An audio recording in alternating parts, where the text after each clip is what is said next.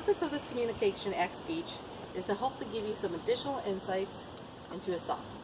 The song in question is the longest #1 hit in pop music history, clocking in at over 7 minutes long. Imagine that, an average song is 3 minutes. In 2013, the Billboard named it the 10th biggest song of all time.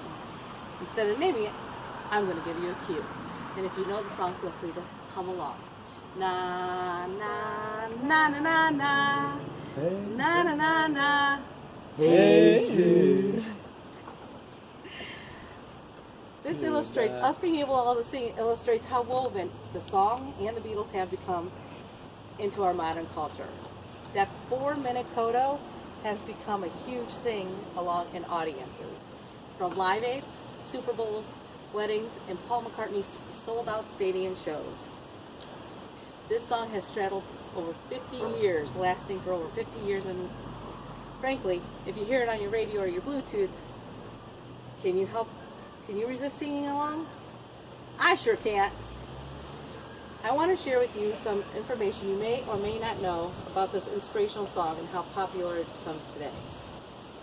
I think the large percentage of us knows how authoritarian and strict the Chinese government is and how cautious they are about letting Western influences into their country. That being said, according to Melanie Newman in Billboard magazine, in 2016, Sony ATP was approached by a Chinese filmmaker, Yo Ting-Ting, for permission to use Hey Jude in his movie Yesterday Once More, which featured 2 Chinese leads in the singing Hey Jude in English. Think of the parallel of 2 Americans singing a Chinese song in Chinese. Most of us would not even know what they were singing. That would be a culture shock to us. Due to the exploding middle class in China, there have been an influx of rock music like Queen and The Who being used in Chinese car advertising. This, however, was the first time a Beatles song had been used in China in a motion picture and not in advertising. Obviously, a movie is much more impactful and carries much more significance than a car ad. I think it speaks as the universal appeal to the song. Ads are fleeting and they pass by from your memory more quickly. A movie soundtrack tells a narrative and imprints on your memories. The Beatles' body of work has been greatly influenced in Western culture, bringing the youth movement to masses.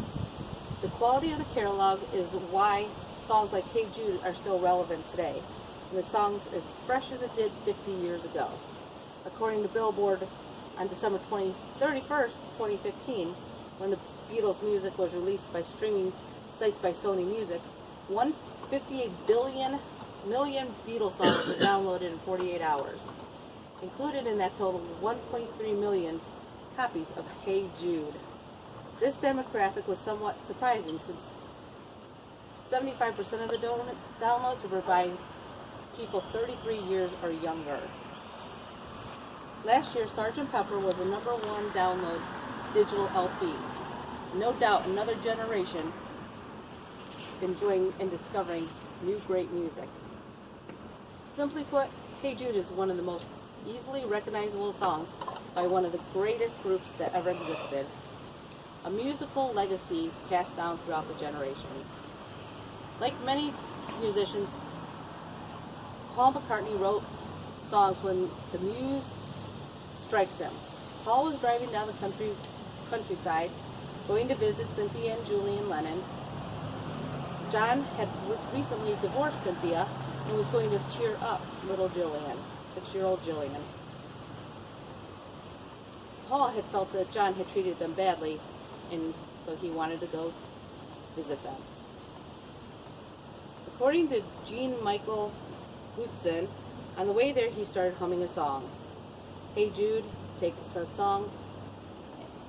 Hey Jules, take a sad song and make it better. There was the germ for the song. He went about playing it for anybody who would listen, refining it and adding lyrics and verses. When he played it for John, the movement you need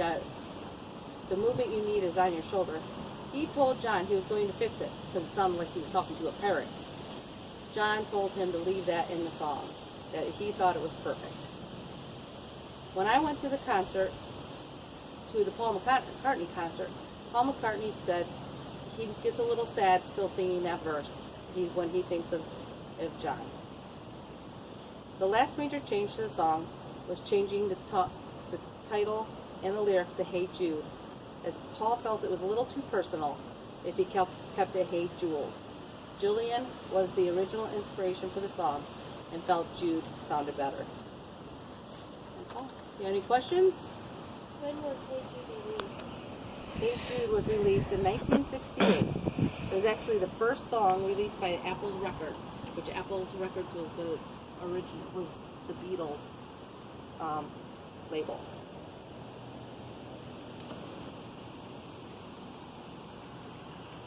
How many were? You're killing me. All right, that's it.